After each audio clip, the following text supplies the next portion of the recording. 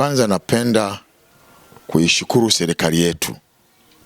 Ilikuwa ina nia njema kabisa ya kuhakikisha kwamba maduka haya yanakuwepo na sisi wananchi tunapata huduma ya dawa kwa urahisi.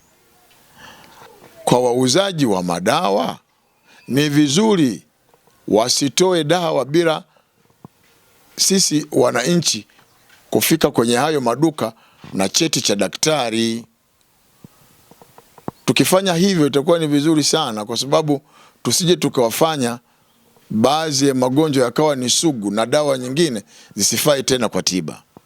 TMDA, ushauri wangu kwamba iendelee kutoa elimu mara kwa mara kwa sisi wananchi katika maeneo mbalimbali, iwe kwenye sekondari, shule za msingi na maeneo mbalimbali kama sokoni na wapi, kwa ajili ya matumizi ya hizi dawa, ili kwamba tuweze kuwa salama. Iwe inafuatilia mara kwa mara maeneo haya ya wauzaji wa madawa haya, ili kwamba kuona kama utaratibu uliowekwa unafanyiwa kazi. Hii pia itatusaidia kuhakikisha kwamba haya madawa tunayoyatumia tuyatumia kwa utaratibu unaotakiwa. Sasa elimu hii kwenye maduka muhimu mle, hizi vidonge huwa na ficha.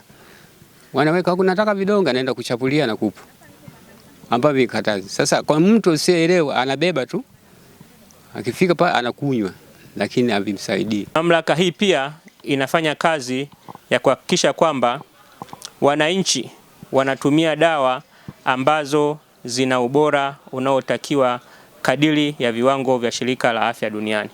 Tunadhibiti ubora na usalama wa dawa kwa kupita kwenye maeneo yote yanayojihusisha na utoaji huduma wa dawa na vifaa tiba. Kwa hiyo wito wangu kwa wananchi ni kuhakikisha kwamba kwanza wanapata matibabu katika vituo vinavyotambuliwa na serikali, kwa maana ya hospitali, maduka ya dawa yale ambayo yamesajiliwa. Lakini pia wahakikishe wanatumia dawa baada ya kupata vipimo, badala ya kujisikia naumwa anaenda kwenye duka la dawa moja kwa moja kununua dawa, kwa sababu magonjwa mengi yanafanana dalili. Unaweza kufikiri ni malaria, kumbe sio malaria, ni UTI. Tulifanikiwa kumkamata John Veronica Ndonde, miaka 44, afisa masoko wa Pharmacy AST Songea, akiwa na dawa mbalimbali za binadamu na vifaa mbalimbali vya tiba